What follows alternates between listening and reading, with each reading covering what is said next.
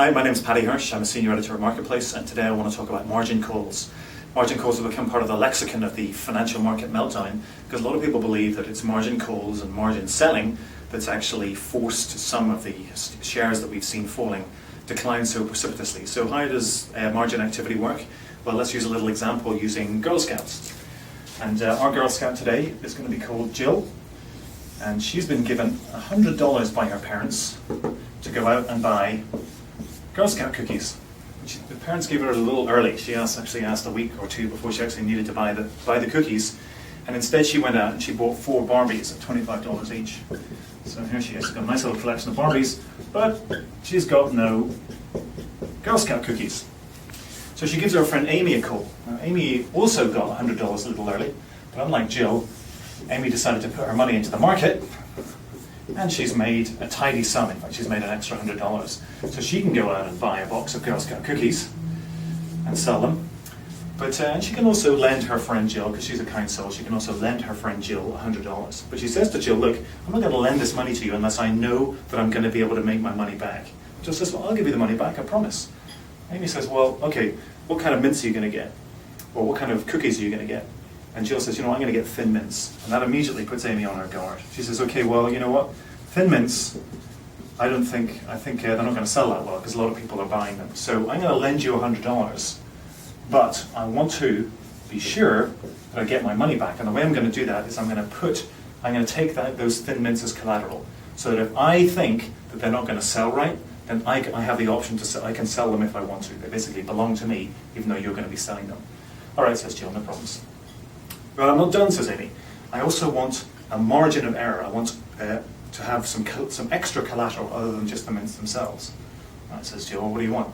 And he says, I'm going to take one of your Barbies. So here's one of the Barbies that goes across. Jill has to surrender that, and that's the collateral that she has on margin.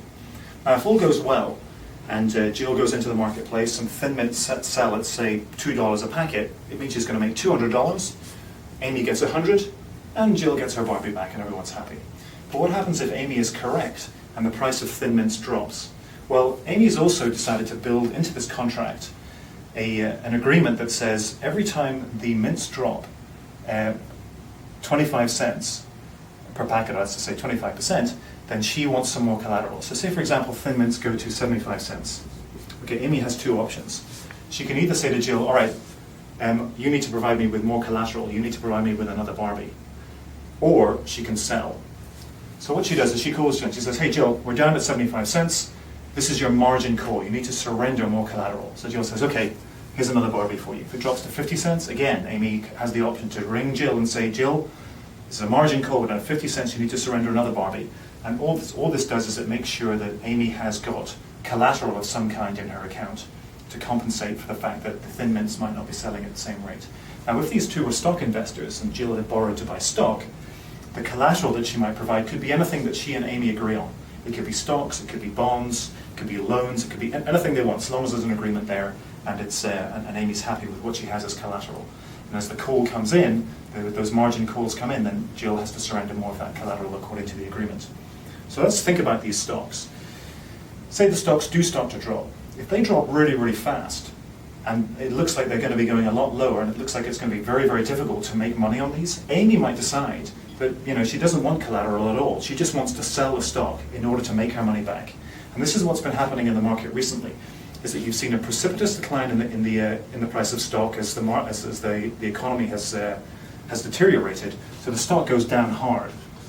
Amy decides, you know what, we're not going to make our money back on this. I'm going to sell this stuff right now. I'm going to get my money. There's no point in getting any more collateral in. I'm going to sell it at 75 cents a share, whatever it might be. That, of course, puts an immense amount of pressure on the stock. If there's a large amount of stock there, and she's selling the whole thing, then suddenly you're into a spiral effect, because Amy's sale of that stock is going to drive the price down. More and more people are going to see that price, the price being pushed down, and they're going to want to sell as well. So they sell as well, and somebody else's account, more selling.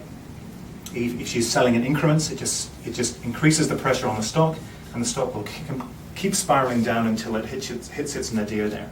And that's what's been happening in the market recently, is that a lot of people who've borrowed to buy this stock have found that they've had these margin calls, they've been forced to sell. The people who have been holding the stock as collateral have decided that these stocks or these shares are declining so fast that they absolutely need to sell in order to recoup their money, and that's created this spiral effect, driven prices down really, really fast, and left everybody desperately needing a drink.